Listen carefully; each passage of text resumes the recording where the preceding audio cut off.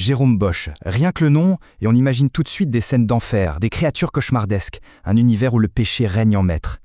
Mais voilà, l'homme qui a peint tout ça, eh bien il était peut-être tout le contraire. Et c'est là que réside toute l'énigme Jérôme Bosch. D'un côté, on a son art qui semble crier à l'hérésie, et de l'autre, sa vie, qui, elle, témoigne d'une foi inébranlable. Alors, qui était-il, au fond? C'est ce mystère qui dure depuis plus de 500 ans qu'on va tenter de percer ensemble. Quand on regarde ces tableaux, c'est saisissant. Ce sont de véritables paysages de l'enfer, qui marquent à jamais.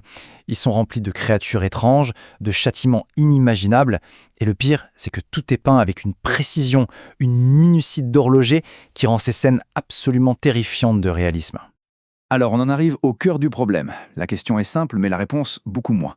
Comment est-il possible qu'un homme aussi respecté, aussi bien intégré dans sa société, ait pu peindre des choses pareilles, un art aussi diabolique? D'un côté, on a donc Géronymus van Aken, un citoyen modèle, un pilier de sa communauté dans la ville de Bois-le-Duc. Et de l'autre, on a son art, signé Bosch. Et là, c'est comme une fenêtre grande ouverte sur l'enfer. Le contraste est total. Et si on se dit, bon, allons voir sa vie, ça va peut-être nous éclairer. Eh bien, pas du tout. En fait, quand on se penche sur sa biographie, le mystère ne fait que s'épaissir.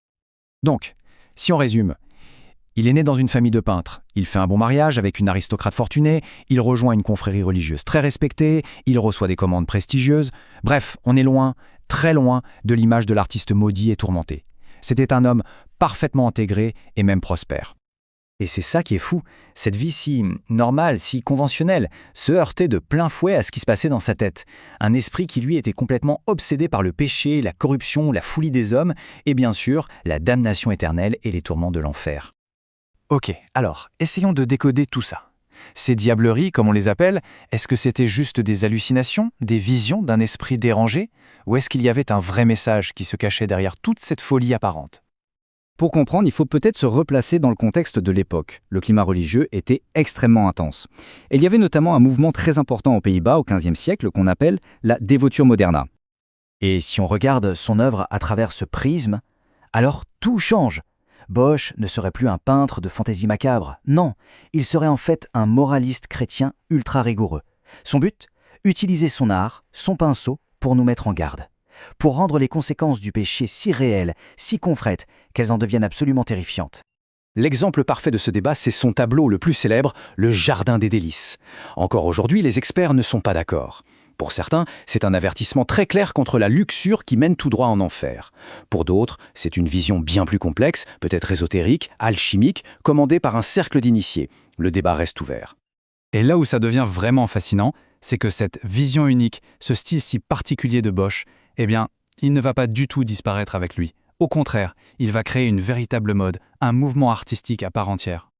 Tout a commencé avec lui, le maître, qui invente ce style de diablerie. Très vite, ça a un succès fou et la demande explose. Son atelier, avec sa famille, se met à produire. Puis, des imitateurs s'engouffrent dans la brèche, surtout à Anvers. Et finalement, un véritable successeur va émerger, un certain Pieter Bruegel l'Ancien, qui va être carrément présenté comme le nouveau Bosch. Et ce n'est pas une petite comparaison. Bruegel a tellement bien capté l'essence de Bosch qu'on l'a officiellement désigné comme son héritier. C'est lui qui va vraiment consolider ce style et le transmettre à la génération suivante. Bon, alors, au final, quel est le verdict? Après tout ce qu'on a vu, où en est-on? Eh bien, la vérité, c'est que le mystère reste entier. Le cas Jérôme Bosch est loin, très loin d'être refermé. Et une des raisons principales, c'est cette mode Bosch dont on parlait. Il y a eu tellement d'imitateurs, de copies, de pastiches, que c'est devenu un vrai casse-tête pour les historiens de l'art. À tel point qu'aujourd'hui, après des siècles d'études et des projets de recherche ultra poussés, on est sûr de lui attribuer qu'une vingtaine de peintures et une vingtaine de dessins. C'est tout. Le problème est si complexe que même des œuvres qu'on a longtemps considérées comme des chefs-d'œuvre de Bosch, comme les 7 péchés capitaux, sont aujourd'hui remises en question. En gros, ça veut dire que tout ce qu'on croit savoir sur lui est constamment en train de changer. C'est un terrain mouvant. Alors au fond, qui était-il ? Un peintre de cauchemar ou un peintre de l'âme humaine ? Peut-être que la question n'est pas la bonne. Peut-être que sa véritable force, c'est justement de ne pas offrir de réponse simple. C'est sa capacité incroyable à traverser les siècles et à continuer de nous parler de nos angoisses, de nos folies, de nos peurs les plus profondes. Et c'est pour ça que, 500 ans plus tard, il nous laisse encore complètement songeurs.